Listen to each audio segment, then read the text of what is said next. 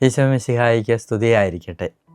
നിങ്ങൾക്കെല്ലാവർക്കും നമസ്കാരം. നമ്മുടെ ആരാധനാക്രമത്തിലെ മൂന്നാമത്തെ അനാഫറയായ മാർ നെസ്തോറിയസിൻ്റെ കുർബാനക്രമത്തെക്കുറിച്ചാണ് ഇന്ന് പ്രതിപാദിക്കുന്നത്. മാർ നെസ്തോറിയസ് അനാഫറയിലെ ക്രിസ്റ്റോളജി, ക്രിസ്തുവിജ്ഞാനീയം സമ്പന്നമാണ്. ചുരുക്കമായി അതേക്കുറിച്ച് പറയാം. രണ്ടാം ഗഹന്ത പ്രാർത്ഥനയിൽ പുത്രനായ ദൈവത്തിൻ്റെ വിശേഷണങ്ങൾ ഇങ്ങനെയാണ്: ഞങ്ങളുടെ രാജാവും കർത്താവും രക്ഷകനും പ്രത്യാശയുമായ ഈശോ മിശിഹായുടെ പിതാവ്. പേജ് 158. ഞങ്ങളുടെ രാജാവ്, കർത്താവ്, രക്ഷകൻ, പ്രത്യാശ ഈ പേരുകൾ അപ്പസ്തോലിക് കോൺസ്റ്റിറ്റ്യൂഷനിലും വിശുദ്ധ ബേസിലിൻ്റെ അനാഫറായിലുമുണ്ട്. പുരാതനമായ വിശേഷണങ്ങളാണ് ഇതെല്ലാം. നാലാം പ്രണാമ ജപത്തിൽ ഒരു പ്രാർത്ഥനയുണ്ട്: അങ്ങയിൽ നിന്ന് പുറപ്പെടുകയും അങ്ങയോടും അങ്ങയുടെ ഏകജാതനോടും കൂടി ഒരുപോലെ എല്ലാവരാലും ആരാധിക്കപ്പെടുന്നവനുമായ പരിശുദ്ധാരൂപി. പേജ് 169. ഈശോയെ ഏകജാതൻ എന്ന പേരിൽ ഈ അനാഫറായിൽ പലയിടത്തും അനുസ്മരിക്കുന്നുണ്ട്. പുരാതനമായ ഈ പേര് അപ്പസ്തോലിക് കോൺസ്റ്റിറ്റ്യൂഷനിലും നമുക്ക് കാണാനായിട്ട് സാധിക്കും. അന്ത്യോക്യയിലെ വിശുദ്ധ ഇഗ്നേഷ്യസ് AD 108, 140 പലപ്പോഴും ഈ പേരുപയോഗിച്ചിരുന്നു. ഇതെല്ലാം ഈ പേരുകളുടെ പൗരാണികതയെ സൂചിപ്പിക്കുന്നു. രണ്ടാം ഗഹന്ത പ്രാർത്ഥന അവസാനം പരിശുദ്ധൻ എന്ന ഗാനത്തിൽ ദാവീദിൻ്റെ പുത്രൻ ഓശാന. പേജ് 160.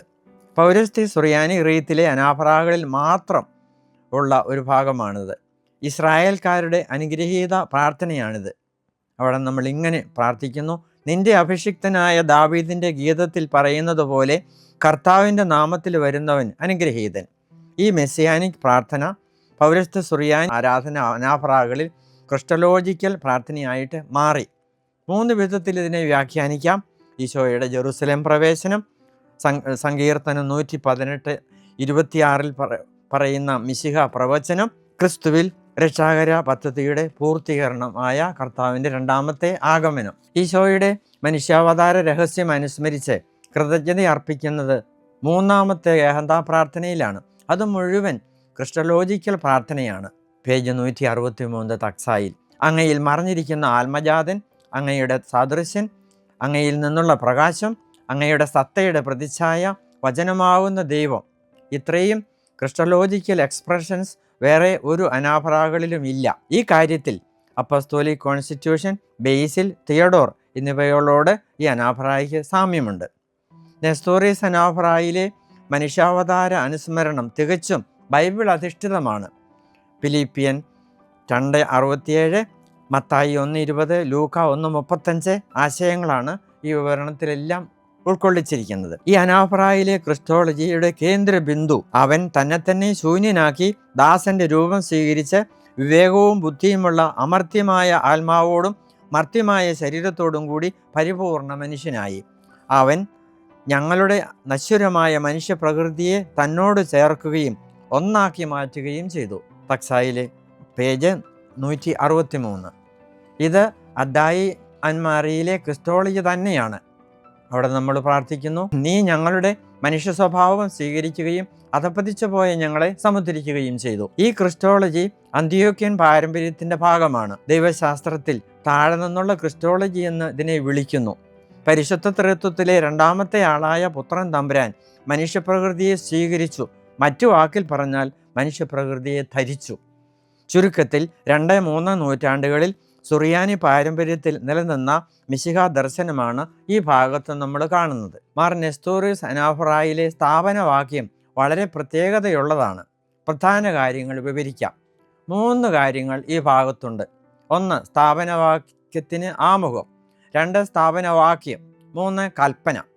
1 സ്ഥാപനവാക്യത്തിന് ആമുഖം: ശിഷ്യരോടൊത്ത് മോശയുടെ നിയമപ്രകാരം പെസഹ ആചരിച്ച വേളയിൽ ഈശോ തൻ്റെ പുതിയ പെസഹ സ്ഥാപിച്ചു. തക്സായിലെ പേജ് 165. ഈ ഭാഗത്ത് നെസ്തോറിയസ് അനാഫറായിലും നർസായിയുടെ വിവരണവും തമ്മിൽ നല്ല ബന്ധമുണ്ട്. മോശയുടെ നിയമപ്രകാരം പെസഹ ആചരിച്ചു. പൗരസ്ത്യ സുറിയാനി പാരമ്പര്യപ്രകാരം ക്രിസ്തീയ പെസഹ യഹൂദ പെസഹ ദിനമായ നീസാൻ 14 ബന്ധപ്പെട്ടിരിക്കുന്നു. അഫ്രാത്ത് AD 280, 345 രേഖപ്പെടുത്തുന്നു: നീസാൻ 14 മൂശയുടെ നിയമപ്രകാരം ഈശോ ശിഷ്യരോടൊന്നിച്ച് പെസഹ ഭക്ഷിച്ചു.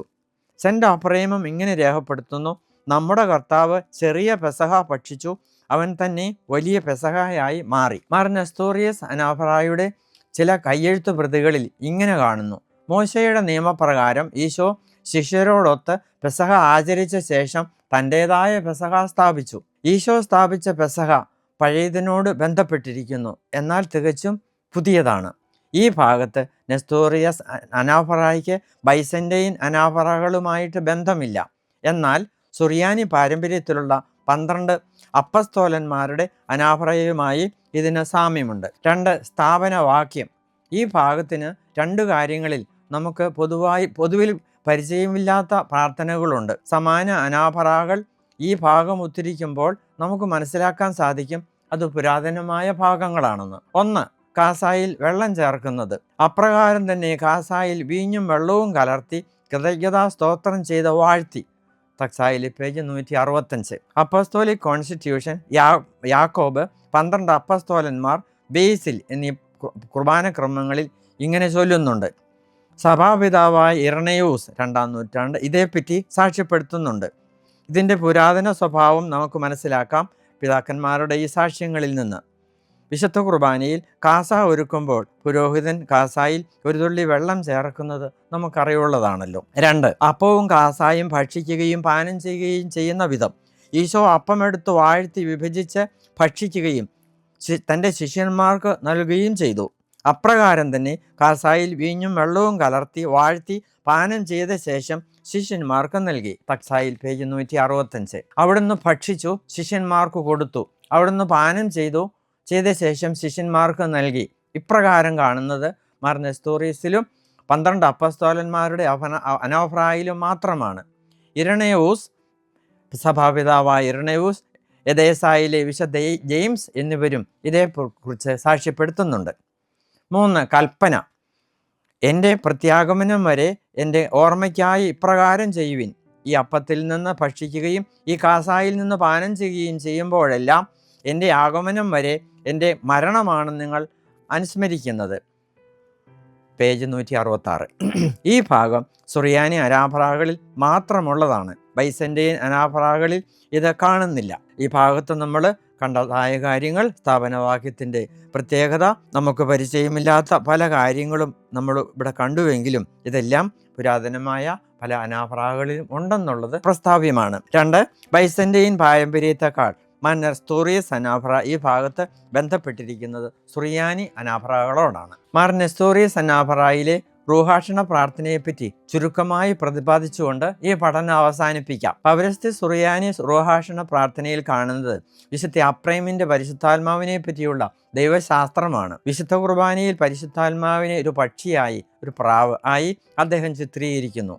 ഉൽപ്പത്തിയിലും ഈശോയുടെ മാമോദിസ അവസരത്തിലും കാണുന്നത് പോലെ കാർമികന്റെ റൂഹാഷണ പ്രാർത്ഥനയ്ക്ക് മുമ്പ് ശുശ്രൂഷയുടെ ഉത്ബോധനത്തിൽ ഈ ആശയം കാണാം. ഈ സമയം എത്രയോ ഭയഭക്തിജനകവും ആശ്ചര്യജനകവുമാണ്. ഇത് പുരോഹിതൻ റൂഹായെ വിളിക്കുകയും റൂഹ ഉന്നതത്തിൽ നിന്നിറങ്ങി തിരുവിഷ്ടം നിറവേറ്റുകയും ചെയ്യുന്നു. തക്സായിൽ 185. റൂഹാഷണ പ്രാർത്ഥനയ്ക്ക് 3 ഭാഗങ്ങളുണ്ട്. 1. റൂഹായെ വിളിക്കുന്നു. 2. റൂഹാഷണ പ്രാർത്ഥനയുടെ ഫലങ്ങൾ. 3. മുന്നറിയിപ്പ്. റൂഹായെ വിളിക്കുന്ന ഭാഗം. എൻ്റെ കർത്താവെ, പരിശുദ്ധ റൂഹായുടെ കൃപ എഴുന്നള്ളി വരികയും അങ്ങയുടെ മുമ്പാകെ ഞങ്ങൾ അർപ്പിക്കുന്ന ഈ കുർബാനയിൽ ആവസിക്കുകയും കൂടുകൊള്ളുകയും ഈ അപ്പത്തെയും കാസായെയും വാഴ്ത്തി വിശുദ്ധീകരിച്ച് ഞങ്ങളുടെ കർത്താവ് ഈശോ മിശിഹായുടെ ശരീരവും രക്തവുമാക്കി പൂർത്തിയാക്കുകയും ചെയ്യട്ടെ. തക്സായിൽ പേജ് 180, 151. 4 വാക്കുകളുടെ പ്രത്യേകതയുണ്ട്. എഴുന്നള്ളി വരിക, ആവസിക്കുക, കുടികൊള്ളുക, പൂർത്തിയാക്കുക. ഏറ്റവും പ്രധാനമായ പദം ആവസിക്കുക എന്നതാണ്. അദായിയാൻ മാറിയിലെ പ്രധാന വാക്കായിട്ടും ഈ പദം അവിടെയുണ്ട്. അതിനാൽ നെസ്തോറിയസിൻ്റെ അനാഫറയിലെ റൂഹാഷണ പ്രാർത്ഥന അദായിയാൻ മാറിയിലെ പ്രാർത്ഥനയുടെ വിപുലീകരണമാണെന്ന് പണ്ഡിതന്മാർ അഭിപ്രായപ്പെടുന്നു. കുടികൊള്ളുക എന്നത് തെയോഡോറിലും അദായിയാൻ മാറിയോട് ഏറെ സാമ്യമുള്ള മാറോനീത്ത ഷാറാർ അനാഫറയിലും കാണുന്നുണ്ട്. ഈ അപ്പവും കാസായും ഞങ്ങളുടെ കർത്താവ് ഈശോ മിശിഹായുടെ ശരീരവും രക്തവുമായി മാറ്റട്ടെ എന്നുള്ളത് നെസ്തോറിയസിലും ക്രിസോസ്തോം അനാഫറയിലും മാത്രം കാണുന്ന വാക്കുകളാണ്. തുടർന്ന് വരുന്നത് പരിശുദ്ധാത്മാവിൻ്റെ ആഗമനത്തിൻ്റെ ഫലം, അവസാനം ദൈവരഹസ്യങ്ങളുടെ അയോഗ്യതയോടെയുള്ള സ്വീകരണം ശിക്ഷാവിധിക്ക് ഉൾപ്പെടാതിരിക്കണമെന്നുള്ള ഒരു മുന്നറിയിപ്പ് 1 കൊറിന്ത്യർ 11:27-30 കാണുന്ന ആശയമാണ് അവിടെ ഉൾക്കൊള്ളിച്ചിരിക്കുന്നത്. മാർ നെസ്തോറിയസ് റൂഹാഷണ പ്രാർത്ഥന വിപുലീകരിച്ചതാണെങ്കിലും അതിലെ പ്രധാനമായ ആശയങ്ങളെല്ലാം പുരാതനമായ പ്രാർത്ഥനകളിലെല്ലാം നമുക്ക് കാണാനായിട്ട് സാധിക്കും. അദ്ദായിയന്മാരിലും 12 അപ്പസ്തോലന്മാരുടെ അനാഫറായിലും ക്രിസോസ്റ്റോം അനാഫറായിലുമെല്ലാം ഇതേ കാര്യം തന്നെ ഓരോ ആശയങ്ങളിൽ നമ്മൾ കണ്ടുമുട്ടുന്നുണ്ട്. ഉപസംഹാരം: ഈ അനാഫറായുടെ സ്വഭാവം മനസ്സിലാക്കാൻ ദൈവത്തിൻ്റെ സൃഷ്ടിപരിപാലന രക്ഷാ ദർശനം എന്ന ഭാഗത്ത് നാം ചർച്ച ചെയ്ത 2-ാം ഗേഹന്തയിലെ ഒരു പ്രാർത്ഥന പരിശോധിച്ചാൽ മതി. ഇല്ലായ്മയിൽ നിന്ന് അങ്ങ് ഞങ്ങളെ അസ്തിത്വത്തിലേക്ക് നയിക്കുകയും എല്ലാം ക്രമപ്പെടുത്തുകയും ചെയ്തു. തുടർന്ന് മനുഷ്യൻ്റെ വീഴ്ചയെക്കുറിച്ചും വീണ്ടെടുപ്പിനെ പറ്റിയും അനുസ്മരിച്ചതിന് ശേഷം അങ്ങ് ഞങ്ങളെ സ്വർഗത്തിലേക്ക് ഉയർത്തുകയും വരാനിരിക്കുന്ന രാജ്യം ഞങ്ങൾക്ക് നൽകുകയും ചെയ്യുന്നതുവരെ ഞങ്ങളെ സന്ദർശിക്കുന്നതിൽ നിന്നും അങ്ങ് വിരമിച്ചില്ല. ദൈവത്തിൻ്റെ രക്ഷാപദ്ധതിയുടെ ലക്ഷ്യം വെക്കുന്നത് വരാനിരിക്കുന്ന രാജ്യത്തിലേക്ക് നമ്മളെ നയിക്കുക എന്നതാണ്. വരാനിരിക്കുന്ന രാജ്യം, ഭാവി, അത് ഭൂതകാലത്തോടും വർത്തമാനകാലത്തോടും ബന്ധപ്പെട്ടാണ് ഇരിക്കുന്നതെന്ന് ഈ അനാഫറായിൽ പ്രത്യേകം പരാമർശിക്കുന്നുണ്ട്. ഭൂതകാലം: നമുക്ക് ലഭിച്ച രക്ഷയുടെ ഓർമ്മ സൃഷ്ടിയിലും വീണ്ടെടുപ്പിലും, പ്രത്യേകിച്ച് നമ്മുടെ കർത്താവ് ഈശോ മിശിഹായുടെ പീഡാനുഭവം, മരണം, ഉത്ഥാനം വഴി ദൈവം കൈവന്ന രക്ഷയുടേതായ ഓർമ്മ. 2 വർത്തമാനം: 5-ാം ഗേഹന്തായിൽ ഇങ്ങനെ നമ്മൾ പ്രാർത്ഥിക്കുന്നു: ഞങ്ങളുടെ ഈ പ്രവാസകാലത്ത് നിഷ്കളങ്കമായ സ്നേഹത്തിലും നിർമ്മലമായ വിചാരത്തിലും തിരുസന്നിധിയിൽ ജീവിക്കാൻ ഞങ്ങൾക്ക് കൃപ നൽകണമേ. തക്സായിൽ പേജ് 179. നമുക്ക് കൈവന്ന രക്ഷയുടെ ഓർമ്മയും വരാനിരിക്കുന്ന രാജ്യത്തിലേക്കുള്ള ലക്ഷ്യവും ഇന്നത്തെ നിഷ്കളങ്കമായ സ്നേഹത്തിലും നിർമ്മലമായ വിചാരത്തിലും ബന്ധപ്പെട്ടിരിക്കുന്നു. എനിക്ക് ഈ ക്ലാസ് എടുക്കുവാനായിട്ട് അവസരം നൽകിയ അഭിമന്യ പിതാവിനോടും ഇതിൻ്റെ സംഘാടകരോടും ഏറെ നന്ദി അറിയിക്കുന്നു. എന്നെ ക്ഷമാപൂർവ്വം ശ്രവിച്ച നിങ്ങൾക്ക് എല്ലാ നന്മകളും ഞാൻ ആശംസിക്കുകയും ചെയ്യുന്നു.